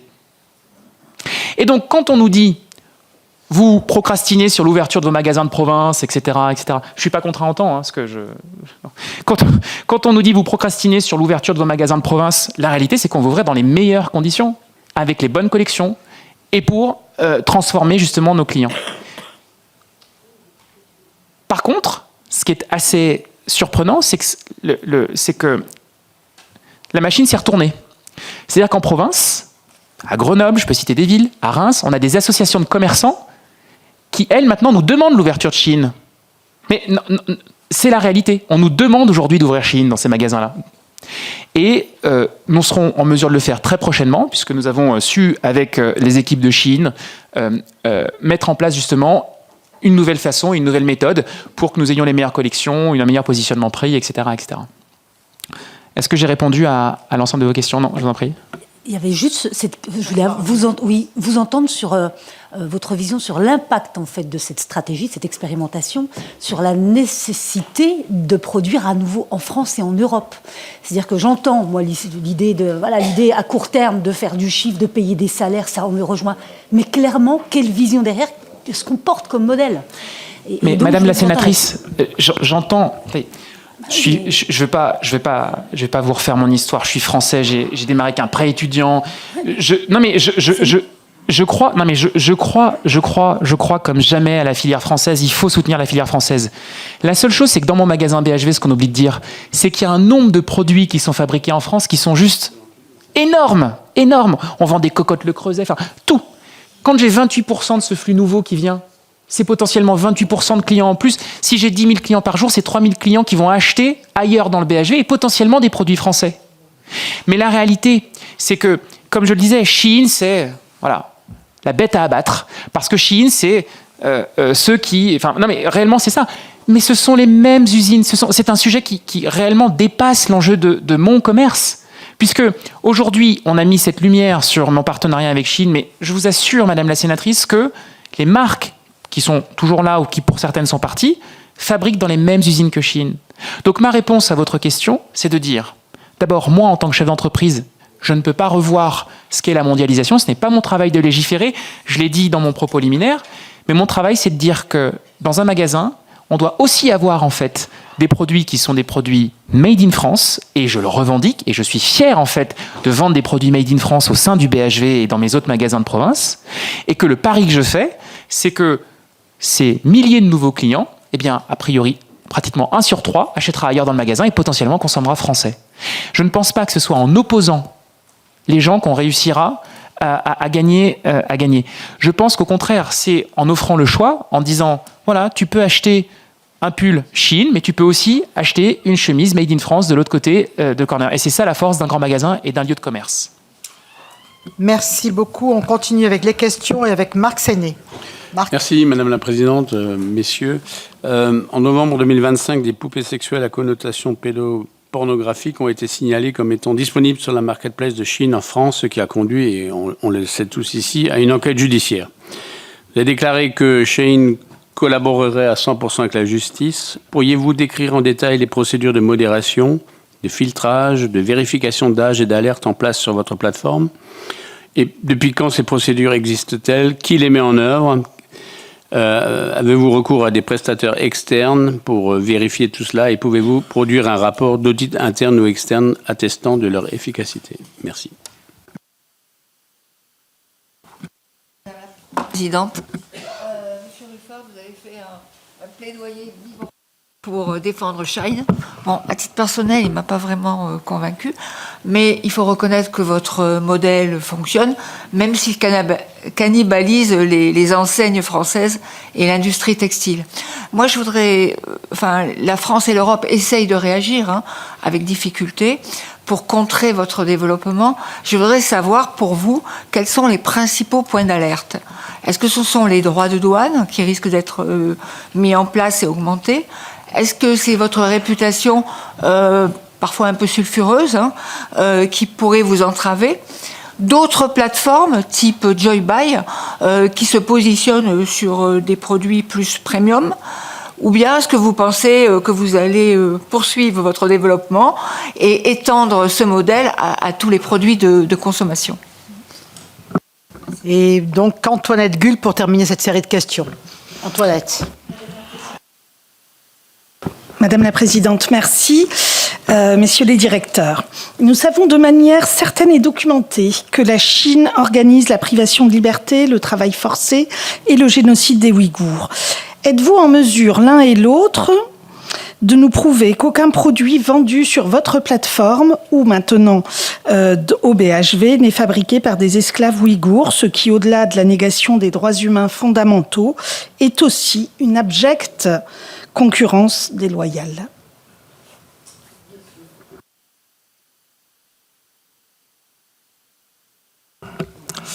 Monsieur le sénateur, donc le propos que j'ai voulu tenir tout à l'heure sur les process liés à notre marketplace, je vais les détailler avec vous. Vous me permettrez, pour être suffisamment complet, de lire le propos que j'ai préparé. Je rappelle encore une fois que nous sommes une grande plateforme en ligne. Nos obligations concernent uniquement l'évaluation des risques et l'atténuation de ceux-ci. Je profite de cet espace pour exprimer une nouvelle fois le fait que cette affaire de poupées pédopornographiques qui sont retrouvées sur notre site est quelque chose qui n'aurait pas dû arriver, qui a été certes retrouvé sur d'autres plateformes, mais il est de notre devoir de contrôler ce genre de choses en tant que grande plateforme en ligne. Nos process marketplace en détail. Premièrement, lors de l'intégration du vendeur, la plateforme vérifie l'identité et la légitimité de chaque vendeur. Ces derniers doivent fournir des informations détaillées sur l'entreprise, notamment leur localisation, la manière de les contacter et d'autres détails sur la traçabilité. Ces informations sont vérifiées par une équipe de gouvernance dédiée qui examine les documents officiels et, si nécessaire, demande des informations complémentaires. Les vendeurs qui ne peuvent pas être vérifiés ne sont pas autorisés à poursuivre. Tous les vendeurs doivent accepter les règles de la plateforme et ceux qui souhaitent vendre dans l'Union européenne doivent confirmer qu'ils respectent les réglementations européennes. Ce processus est complété par une revue par des prestataires de services de paiement agréés qui examinent l'identité des propriétaires d'entreprise, font correspondre les informations avec les documents publics et examinent si les vendeurs pourraient présenter d'autres risques. Cette aide vise à instaurer la confiance avant que les vendeurs ne puissent mettre en vente leurs produits. Nous avons ensuite mis en place des mesures pour garantir que les types de produits proposés par nos vendeurs respectent les réglementations locales. Lors de l'introduction de nouveaux types de produits, la plateforme examine les normes légales ou réglementaires applicables. Ce processus peut impliquer des équipes internes de conformité, des experts juridiques et des laboratoires externes de tests de produits qui recherchent et confirment les exigences pour différentes régions. Une fois les règles finalisées, elles sont partagées avec les vendeurs et tous les contrôles nécessaires pour intégrer les processus de mise en vente sont ajoutés. Les produits interdits ou restreints, comme ceux impliquant des matériaux dangereux, sont ajoutés à notre liste de produits interdits. Les listes de produits sont ensuite soumises à un examen préalable.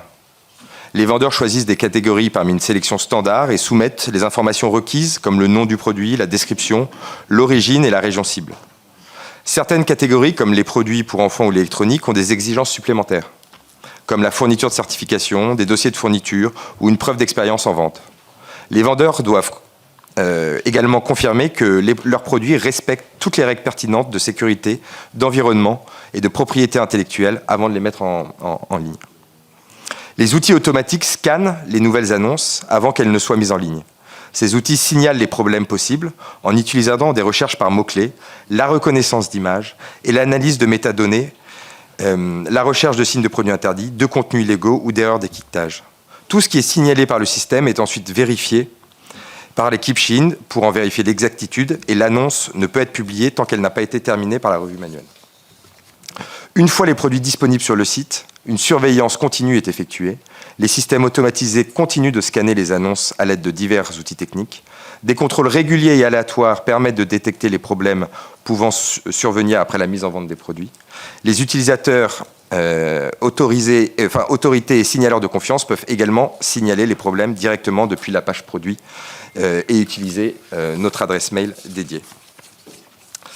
Aucune plateforme n'est à l'abri qu'un vendeur ne contourne les règles. Aucune. Ça a été prouvé, ça a été montré. Aucune plateforme aujourd'hui n'est à l'abri qu'un vendeur ne contourne les règles. Pour revenir sur votre sujet d'audit, comme vous l'avez vu, notre réponse, suite à la découverte de ces produits, a été rapide. Ça a d'ailleurs été souligné par la DGCCRF, ça a été souligné par le tribunal judiciaire. En 24 heures, les produits n'étaient plus là. En 24 heures, nous avions suspendu définitivement la catégorie poupée sexuelle, et ce, partout dans le monde. En 24 heures, nous avions suspendu la catégorie pour adultes, partout dans le monde. En 24 heures, nous avions élargi la liste noire des mots-clés interdits sur notre site. Et puis, quelques jours plus tard, nous avons de manière provisoire et proactive suspendu notre marketplace. Pourquoi suspendre cette marketplace ? Tout simplement pour vérifier qu'aucun autre vendeur ne contournait les règles. C'est un choix qui a été fait de manière volontaire, en totale dissociation avec la volonté de suspension du gouvernement. Et je pense que cette décision montre l'agilité d'une entreprise comme Shein, la responsabilité d'une entreprise comme Shein quand il s'agit de sujets comme ceci. Cet audit, il est encore en cours, monsieur le sénateur. Ça prend du temps. Nous ne sommes pas seuls. Nous sommes accompagnés par un cabinet d'audit du Big Four, du top des 4. Je vous laisserai deviner laquelle. Et cet audit sera rendu public en temps et en heure. Il y aura une prise de parole de notre part sur ce que nous avons mis en place du résultat des audits et comment nous allons continuer à travailler. Madame la sénatrice. Non, c'était sur le... Pardon, c'est là vous. Madame la sénatrice. J'entends beaucoup, que ce soit de la part de certains de vos collègues, mais même de votre bouche à l'instant, dans la presse, on utilise des termes très durs, parfois martiaux quand il s'agit de Chine. Cannibalisation, contrer, bloquer, interdire. Pourquoi pas faire évoluer la manière dont on échange et parler de coopération ? Pourquoi ne pas nous utiliser ? Oui, et je veux même des preuves. Vous avez raison, monsieur le sénateur Jadot, mais donnons-nous des preuves d'amour. Donnons-nous des preuves d'amour. Pourquoi ne pas utiliser Shein pour ce qu'il sait faire ? Être le meilleur sur le digital et être meilleur sur l'internationalisation. On opère dans 160 pays. Les marques Made in France ont du mal à s'internationaliser. Utilisez notre plateforme. Les marques Made in France ont du mal, les marques ont du mal à se digitaliser. 10% du chiffre d'affaires, 10% du chiffre d'affaires des marques de prêt-à-porter françaises est sur le digital. Avec l'évolution des modes de consommation aujourd'hui, post-Covid, c'est plus possible de faire ça. Il faut être multicanal, et c'est tout l'enjeu de notre partenariat avec Frédéric. C'est de montrer qu'on peut faire dialoguer deux mondes, qu'on peut nous utiliser, qu'on peut travailler ensemble. C'est aussi simple que ça. Et donc, quand vous me parlez des points d'alerte, des différents points d'alerte que vous avez mentionnés, je ne fais pas de commentaires politiques. Moi, je travaille aujourd'hui pour mes 25 millions d'utilisateurs uniques qui viennent sur notre site, qui ont fait de notre marque la 5e marque préférée des Français. Mais je travaillais aussi pour essayer d'aider l'écosystème. Et l'aide de l'écosystème, ça passe par notre programme Chine Accelerator, dans lequel Pimki, que Pimki a intégré. Ça passe par cette jeune créatrice Mathilde Lhomme, qui, sans nous, n'aurait pas pu lancer sa marque en 5 mois. Ça passe par travailler avec Frédéric Merlin et SGM pour montrer que Chine peut avoir un impact sur le commerce local. Ça passe par ces pop-ups, ces boutiques éphémères, qui montrent que Chine apporte du trafic. C'est pas moi qui le dis, ce sont des chiffres. Je suis allé récemment à Grenoble pour aller à la rencontre des associations de commerçants. Les associations de commerçants attendent notre arrivée à Grenoble. Ils la demandent. Ils ont besoin de ce trafic que serait généré par Chine. Donc plutôt que de réfléchir à tous ces points d'alerte, je vais plutôt essayer de reconstruire une confiance avec vous tous et vous toutes. Aujourd'hui, j'ai 3 types de personnes à qui je dois parler. J'ai mes clients qui plébiscitent toujours Chine. J'ai vous, les autorités, avec qui je dois faire preuve de transparence. Le fait que je sois là aujourd'hui en est une preuve. Et je vais continuer dans ces échanges-là. Et puis aussi avec l'écosystème. Rassurer l'écosystème. Nous ne sommes pas là pour détruire l'écosystème. Nous sommes là, nous existons en tant que marque, mais nous pouvons aider les marques de prêt-à-porter en difficulté. Ce que vous voulez me dire, c'est qu'en fait, rien ne vous fait peur, quoi, en fait. Vous êtes sûr de votre modèle. Mon modèle économique aujourd'hui de production à la demande est un modèle qui est innovant, qui est novateur et qui a fait ses preuves. C'est pour ça que je suis abordable aujourd'hui. C'est pas parce que c'est pas à cause des conditions de travail, c'est pas à cause de la mauvaise qualité, c'est qu'aujourd'hui, je produis à la demande à grande échelle. Et donc, évidemment, il y a la vie économique d'une entreprise est pleine de choses sur lesquelles il faut être vigilant. Mais aujourd'hui, je ne vais pas m'attarder sur et commenter ce qui peut arriver d'un point de vue politique. De toute façon, nous respecterons les lois et les réglementations en vigueur. Mais plutôt que de penser à moi, parce que nous sommes quand même ici pour parler de la décommercialisation ou de la revitalisation, plutôt que de penser à moi, j'aimerais apporter des solutions.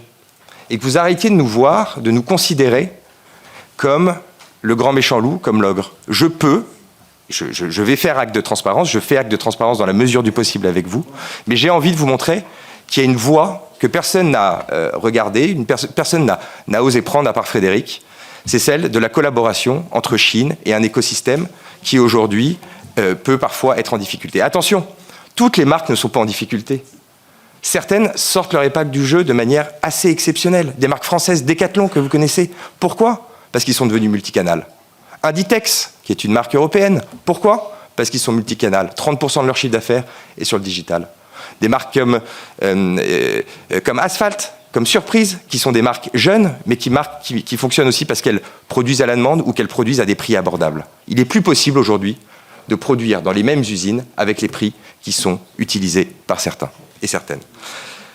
Enfin, sur les conditions de travail, Madame la sénatrice, nous n'exploitons aucun des ouvriers de nos fournisseurs. Je rappelle que les usines, les 10 000 usines, les 10 000 fournisseurs ne sont pas nos usines, ce sont nos fournisseurs.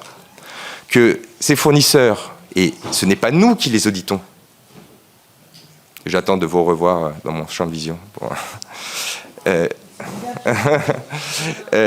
Nos fournisseurs, ce ne sont pas nous qui les auditons. 95% d'entre eux, en 2024, ont été audités par des cabinets d'audit indépendants. J'aimerais que vous leur posiez la question à ces 15 cabinets indépendants. Il y en a un français qui est Bureau Veritas, il y en a des européens, il y en a des internationaux. Je peux vous fournir à la fin de cet échange certains rapports d'audit. Des rapports d'audit qui sont positifs, des rapports d'audit qui ne le sont pas. Je n'ai aucun souci à le faire avec vous, Madame la sénatrice. Et je peux le faire. Donc, voilà, et encore une fois, je ne cache pas la poussière sous le tapis. Notre rapport RSE, il est disponible à toutes et tous, et vous verrez qu'en 2024, nous avons terminé le contrat de 12 fournisseurs. Merci. C'était des questions qui vous concernaient plus directement. Donc on poursuit. Je vais laisser la parole à Sylvie Valentin-Lehir, puisqu'elle n'est pas sur notre boucle. Après, on reprendra avec Pauline Martin et Anne-Chan Archer. Sylvie, essayez d'être assez concis, s'il vous plaît. Madame la Présidente, merci. Mes chers collègues, je souhaite d'abord vous remercier pour l'invitation à cette réunion de commission qui me permet de m'exprimer en tant que rapporteur sur la proposition de loi relative à l'impact environnemental de l'industrie textile dite fast fashion, que nous avons adoptée, je le rappelle, au Sénat à la quasi-unanimité le 10 juin 2025. Lors de son audition en 2024, dans le cadre de l'examen de ce texte, le président de Chine, Donald Tang, avait affirmé que votre entreprise ne relevait pas de la fast fashion au motif notamment qu'un modèle prétendument fondé sur la production à la demande et à la limitation des stocks. Près de 2 ans plus tard, cette affirmation apparaît de plus en plus difficilement soutenable. Les volumes considérables de vêtements mis sur le marché par Chine, le rythme inédit de renouvellement des collections, le nombre massif de références proposées chaque jour et une stratégie de prix extrêmement bas dessinent un modèle industriel dont les impacts environnementaux, sociaux et climatiques sont désormais largement documentés. Dans ces conditions, je vous pose une question claire. Maintenez-vous aujourd'hui que Shein ne relève pas de la fast fashion? Et si tel est le cas, comment justifiez-vous cette position sans vous retrancher derrière des éléments de langage, mais à partir d'indicateurs précis, vérifiables, comparables aux autres acteurs du secteur? Par ailleurs, une commission mixte paritaire se réunira prochainement sur cette proposition de loi qui devra évoluer pour tenir compte des observations formulées par la Commission européenne. Et je souhaite être très claire. Ces ajustements ne sauraient en aucun cas servir de prétexte à un affaiblissement de l'ambition du texte, mais doivent au contraire en renforcer la sécurité juridique. Quel est aujourd'hui le regard de Shein sur cette proposition de loi? Considérez-vous qu'elle pose un problème de principe ou acceptez-vous l'idée que des modèles économiques reposant sur une surproduction massive et une incitation permanente à l'achat doivent être régulés? Merci. Merci Madame la Présidente. Je vais m'adresser à Monsieur Merlin en élaguant. Vous avez annoncé le lancement d'un think tank sur l'avenir des commerces de centre-ville. Alors si ça reste une inquiétude majeure des élus locaux, est-ce que tout n'a pas été dit, exploité, exploré en la matière? Je vous rappelle qu'au Sénat, on est très doué pour avoir des rapports qui calent les portes des placards. Alors selon l'habitude effectivement très française de mener une réflexion, n'est-ce pas une façon de vous dédouaner, car vous me semblez quand même très très assuré dans votre démarche. Merci. Préciser qu'on n'a pas seulement des rapports qui calent les portes des placards, Pauline, mais que la plupart de nos rapports font date et sont repris et permettent ensuite de travailler plus sur le fond à travers des projets de loi ou des propositions de loi. Parce qu'on le voit ici au niveau de la Commission des affaires économiques, je crois qu'il n'y a aucun rapport qui ne peut caler la porte d'un placard. Et c'est aussi remercier aussi l'ensemble de nos collègues qui font un travail formidable dans ces missions de contrôle. On passe à Anne-Chan Archer. Merci Madame la Présidente. J'ai une question pour chacun de vous. Première question qui rejoint un peu celles qui ont été posées tout à fait au début et qui concerne la conformité. La conformité notamment dans l'industrie textile. Nous traversons une période où il y a malheureusement moins de natalité, où il y a aussi problème de fertilité. Et ce qui m'intéresse particulièrement, c'est les perturbateurs endocriniens dont la presse a peut-être parlé. Donc j'aimerais entendre de votre part, dans la mesure où vous dites que vous effectuez ces contrôles, qu'ils sont aléatoires malgré tout, mais que les contrôles sont là, s'il s'agit d'une rumeur, d'une réalité ou éventuellement d'une fake news de plus, et si il a été constaté que certains textiles étaient porteurs de ce genre de produits de nature à perturber le bon développement de la jeunesse. La deuxième question, elle soulève en fait un paradoxe que vous décrivez, Monsieur Merlin, sur la difficulté pour le consommateur de consommer en centre-ville. Et en fait, les plateformes sur lesquelles vous vendez vos produits, Chine en l'occurrence, font qu'il y a un certain nombre de livraisons qui se développent en centre-ville et avec des problèmes de stationnement, des problèmes de circulation et qui ont tendance à gangréner à la fois le commerce, bien sûr, et les centres-villes. Est-ce que vous y réfléchissez de telle sorte que ce soit beaucoup plus fluide et mieux organisé et que cela permette de continuer à développer le commerce en centre-ville ?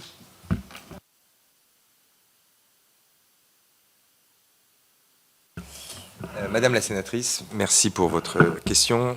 Je ne suis pas Donald Tang, donc je ne parlerai pas pour lui. Je ne suis que Quentin Ruffa, mais je vais vous donner mon avis. Nous sommes un modèle de production à la demande.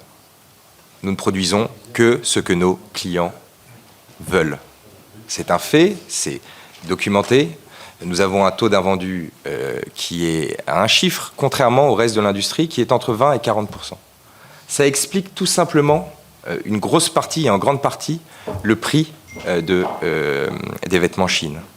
En évitant le risque d'invendu, j'enlève le risque de stock. En évitant le risque d'invendu, j'enlève de l'argent qui peut être stocké. Et c'est ce qui fait le succès de Chine, tout simplement. Produire à la demande, produire ce que nos clients veulent porter. Ce n'est pas parce que j'ai le choix, c'est pas parce que nos clients ont le choix qu'ils surconsomment. C'est tout le succès de cette marque Chine, outre le fait de produire à la demande, c'est la variété de vêtements que nous proposons. Je peux trouver ce dont j'ai envie de porter. Et ce n'est pas parce que j'ai le choix, je pense qu'il y a un grand nombre de marques qui offrent ce choix, ce n'est pas parce que j'ai le choix que je vais surconsommer. En ayant le choix, j'ai cette possibilité de pouvoir choisir ce que j'ai envie de porter. Je rappelle, il y a un rapport de l'IFOP, une étude de l'IFOP, qui montre que pour 6 Français sur 10, le budget maximum dans l'achat de vêtements neufs est de 200 € par an. Je ne pense pas qu'avec 200 € par an, ils ont les moyens de surconsommer. Nous ne faisons pas de collection. Vous l'utilisez, j'entends beaucoup ce terme. Nous proposons des références. Pourquoi nous ne faisons pas de collection ? Puisque nous avons un modèle qui est différent de l'industrie traditionnelle. Nous avons un modèle qui est horizontal et non pas vertical. Quand vous parlez de surproduction, c'est généralement ce modèle traditionnel qui surproduit des références qu'il ne sait pas s'il va vendre. Moi, ce que je produis, je sais que ça va être vendu puisque ça a été commandé. Et c'est toute la différence entre les modèles. Et donc, je ne suis personne pour dire qui est fast fashion, ultra fast fashion. Je vous dis juste qu'aujourd'hui, mon modèle, c'est la production à la demande. Et que c'est un modèle qui aujourd'hui bénéficie à ses clients pour la simple et bonne raison qu'il permet aux vêtements d'être plus abordables que d'autres, pourtant produits chez les mêmes fournisseurs. Mais madame la sénatrice, vous avez raison. Chine n'est pas parfait. On a une vraie... en tant qu'un des leaders du marché, on doit travailler sans cesse pour s'améliorer. Et surtout sur l'impact environnemental. J'apprécie que vous ayez utilisé le vrai terme de cette proposition de loi, qui est réduire l'impact environnemental de l'industrie textile, et non pas de Chine. L'industrie textile, c'est 10% des émissions de gaz à effet de serre en 2024. Chine est le 5e vendeur de vêtements en volume en France. On est en train de faire une loi contre le 5e vendeur de vêtements en volume en France, sous prétexte de limiter l'impact environnemental de l'industrie textile. Cette loi, si elle était collective, puisque c'est un effort collectif que nous devons faire pour réduire l'impact environnemental, si cette loi, d'ailleurs, j'ai entendu beaucoup de marques et de mes confrères qui se sont exprimés contre et qui, entre le texte à l'Assemblée et le texte, qui ne sont plus dans cette loi d'ailleurs, parce qu'elles se sont rendues compte que ce n'était pas bon pour eux. Pourquoi ne faisons pas, nous, un effort collectif pour réduire cet impact environnemental ? On vous a fait des propositions en ce sens. On vous a fait des propositions en proposant une feuille de route pour une industrie textile durable d'ici 2030, dans lequel les entreprises de textile, de prêt-à-porter français, prendraient des engagements forts sur la réduction de leur impact environnemental. La mise en place d'une plateforme de seconde main, la réduction d'invendus, l'utilisation de matériaux ou recyclés.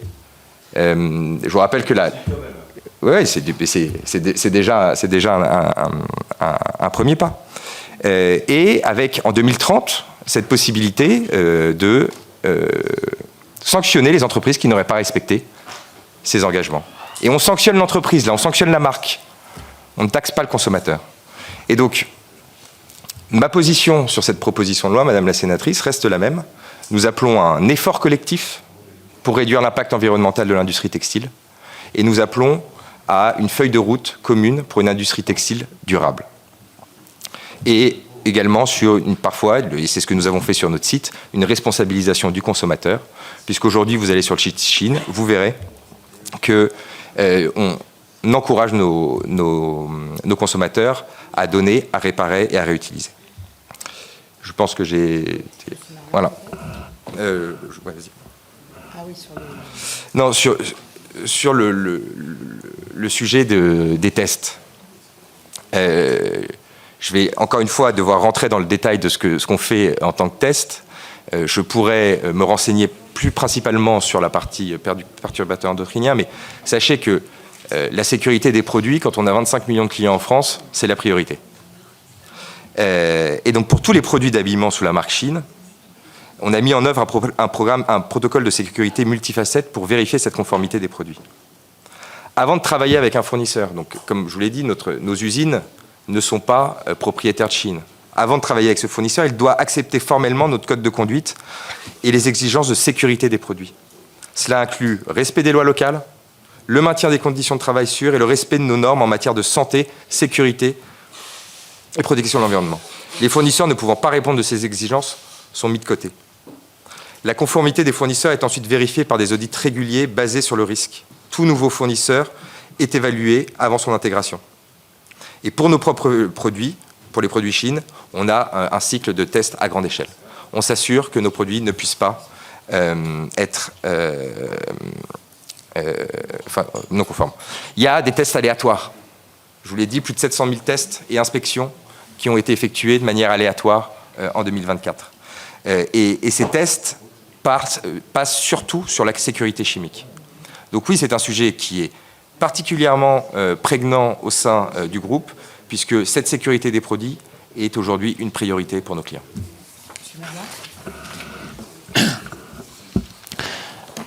Pour répondre à votre question, Madame la sénatrice, moi je ne me permettrai pas de juger, de savoir si vos rapports servent à caler des portes ou pas. Oui, je laisse.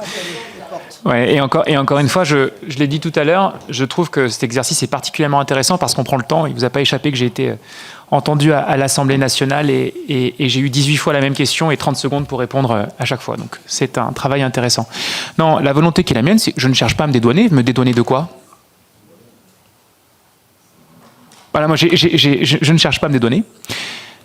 Comme je vous l'ai dit, j'ai été exclu de bon nombre d'associations, fédérations. Et la frustration qui était la mienne, c'est que je payais ces associations, mais on ne trouvait jamais de solution. C'est-à-dire que critiquer, opposer, c'est facile, mais quand on n'offre aucune solution, et quand quelqu'un, un chef d'entreprise, essaie de faire, on l'exclut, sans même essayer de comprendre et de savoir pourquoi il l'a fait, je trouve que ça n'avait pas beaucoup de sens. Je me permettrai pas cette réflexion. En plus de ça, je trouve que tout ce tapage médiatique a mis en lumière un nombre de voix, un nombre d'idées en local qui n'ont pas le courage de s'exprimer ou qui n'ont pas eu la possibilité en fait de le faire auparavant. Et je vous assure qu'en région, vous n'imaginez pas ce que nos commerçants peuvent avoir comme ressources pour continuer à exister. Vous n'imaginez pas. C'est phénoménal, c'est phénoménal. Et moi, mon objectif, c'est de faire un livrable très concret, avec des solutions très concrètes. Et je fais le parallèle avec votre question. La question de la livraison est fondamentale avec les difficultés d'accès au centre-ville. On parle du BHV à Paris. Vous repartez pas avec votre grille-pain, vous repartez pas avec votre machine à laver ou votre lit. C'est impossible. Ou le métro. Mais il faut pour autant inventer des nouveaux modèles. Et je fais le parallèle avec Shein, parce qu'on peut ouvrir aussi la boîte de Pandore, mais Shein, son concept à la demande, il est révolutionnaire, parce que ne sous-estimez pas le poids dans le bilan d'un commerçant de ses stocks et des invendus. C'est énorme. Qui plus est, je veux dire, faites le bilan des soldes aujourd'hui, parce que les soldes, ça sert à vendre ses invendus, ça ne fonctionne plus. Donc il faut avoir de nouvelles idées, il faut être innovant. Voilà. Et donc c'est vraiment tout ça l'enjeu en fait de think tank que je veux monter, et je veux le faire de façon très pragmatique. Et puis, parce que je suis fait de ce bois-là, j'ai envie de montrer qu'une entreprise privée qui est présente dans 20 villes, un chef d'entreprise, il peut en un espace très court, 2 mois, 3 mois, vous fournir un livrable très concret et qui soit réalisable très vite. On a été entendu, j'ai essayé de mettre à profit mon expérience, notamment pendant la période du Covid. Je crois qu'il y a plein d'idées à mettre sur la table. Il faut réformer le bail commercial, le décret de 53 est dépassé. Il y a énormément de choses à faire, mais on prend le problème à l'envers, c'est-à-dire qu'on cherche à interdire quelque chose qui fonctionne avant d'essayer d'en tirer profit. Ce que disait Quentin tout à l'heure est assez juste. Il y a énormément de marques qui ne sont pas digitalisées aujourd'hui, qui pourraient aller sur la plateforme Chine et qui pourraient vendre dans combien? 150 pays 160 pays, c'est énorme. C'est énorme, et ça sert la filière française. Mais avec le jugement qui est fait sur notre partenariat, Quentin était sur le point d'en signer quelques-unes, et je peux vous assurer que beaucoup réfléchissent, parce qu'on stigmatise aujourd'hui, en fait. Mais prenons de la hauteur, c'est 25 millions de clients. C'est peut-être un adulte sur 2. C'est énorme. Voilà. Alors, on a 3 dernières questions, concision, et ensuite, on vous donnera les mots de la conclusion. Alors, c'est Evelyne Renaud-Garabédian. Merci, Madame la Présidente. Monsieur le Directeur,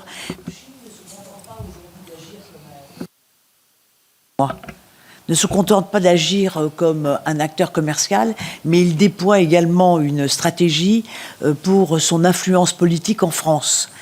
Vous ne déclarez à la haute autorité pour la transparence de la vie publique que 2 salariés pour les activités de lobbying.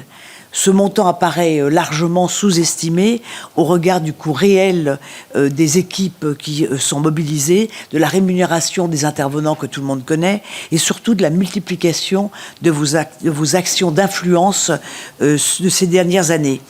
Les démarches auprès des services de l'État pour peser sur certaines décisions réglementaires, des rendez-vous à haut niveau au sein de l'exécutif, des mobilisations de personnalités politiques expérimentées et une intensification et une sollicitation de rencontres avec des parlementaires. Est-ce qu'aujourd'hui, vous n'avez peut-être pas le chiffre, mais vous pouvez peut-être nous le communiquer, quel est le montant réel du coût humain, financier et politique que Shine consacre à son influence en France? Merci de votre réponse. Merci Madame la Présidente. Messieurs, alors Monsieur Merlin, vous avez déclaré que le dossier Chine est la parfaite déconnexion de l'appareil politique et de ce qu'est la réalité de la volonté des Français. N'est-ce pas un raccourci trop facile? Enfin, c'est vraiment ma question. Enfin, mi-décembre, les États européens se sont mis d'accord pour créer une taxe sur les petits colis importés dans l'Union européenne. Comment la plateforme Chine se positionne-t-elle par rapport à cette taxe? Sera-t-elle répercutée sur le consommateur? A-t-elle un impact sur votre business model? Après un pic lors de l'ouverture, dû à un effet de curiosité, les fréquentations des rayons Chine du BHV seraient en forte baisse, bien loin de l'engouement des premiers jours, sans compter la perte de partenaires historiques à forte marge. Une précision intéressante, les ouvertures de magasins Chine en région ont été reportées. À l'heure où les pouvoirs publics affichent une régulation de la fast fashion, le BHV n'a-t-il pas pris un risque réputationnel et réglementaire en s'associant à Chine sans garantie de bénéfices durables? Et pour terminer, Monsieur Ruffard, le problème de Chine, c'est la Chine. Merci Madame la Présidente, merci messieurs. Donc vous nous avez bien exposé votre stratégie économique. Moi je voudrais juste rebondir sur ce que vous disiez Monsieur Merlin. Il n'y a pas de bête à abattre, il y a de la part du législateur le fait que nous assumons nos responsabilités qui sont de vérifier qu'il n'y a pas de contournement de la loi, qu'il y a bien le respect d'un dispositif. Vous avez aussi un devoir de vigilance, vous êtes soumis à une fiscalité, voilà. Et donc moi, ma question serait de revenir sur le sujet de la REP, qui est un sujet qui me tient à cœur. Je voudrais savoir si l'ensemble des articles Chine ou d'autres articles importés qui sont vendus dans vos magasins sont bien couverts par une déclaration REP textile auprès de l'éco-organisme Refashion. Est-ce que l'importateur en titre, c'est vous, c'est Chine ou c'est, enfin, quel est le metteur en marché? Et si donc l'ensemble des articles qui sont vendus sont bien étiquetés et font bien mention de cette participation à la REP. Merci.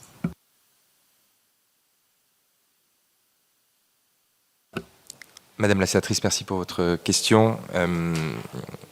Quand on représente 25 millions de clients, il n'y a pas de honte à faire de la représentation d'intérêt.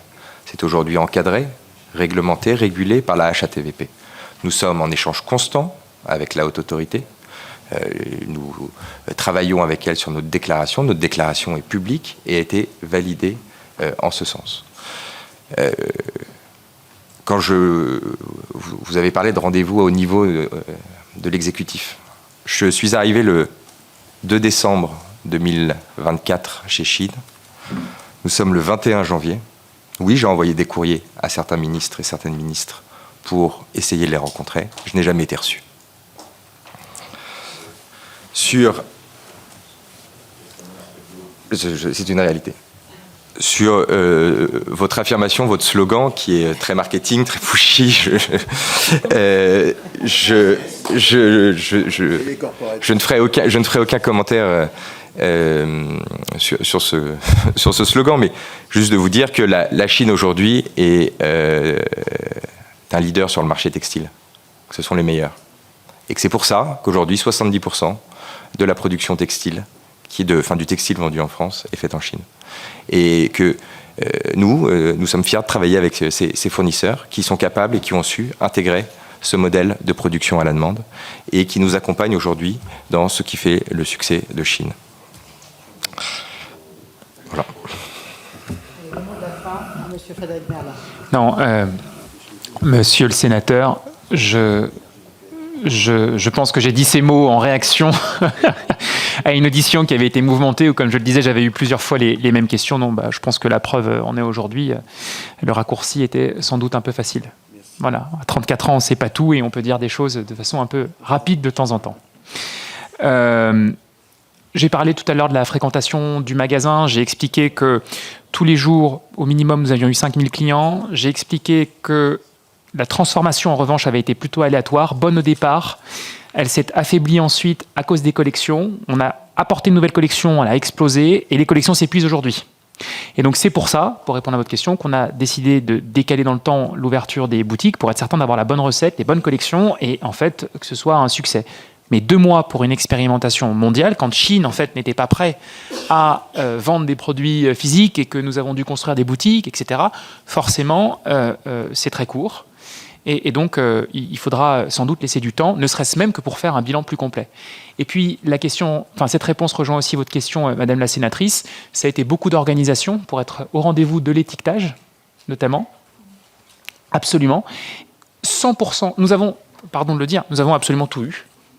Des contrôles des colis par la douane dans le magasin, à la réception chez notre prestataire, des contrôles DGCCRF, enfin absolument tout, et les produits sont conformes, répondent 100% à la réglementation et à l'étiquetage, et je peux en faire l'assurance devant cette assemblée aujourd'hui, ce compris à la règle.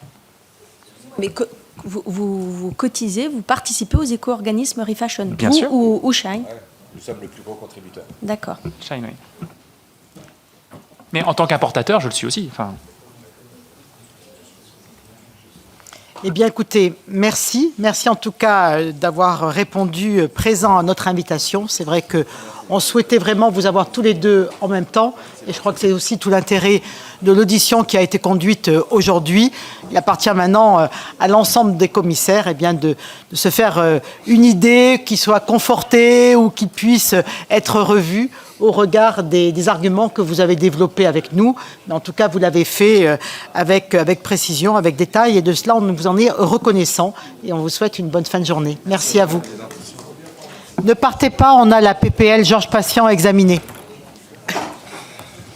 Merci. Merci à vous. Si ces auditions vous aident à mieux comprendre les enjeux économiques et commerciaux débattus au Sénat, likez la vidéo, partagez-la et abonnez-vous à Hémicycle pour suivre les travaux des commissions parlementaires.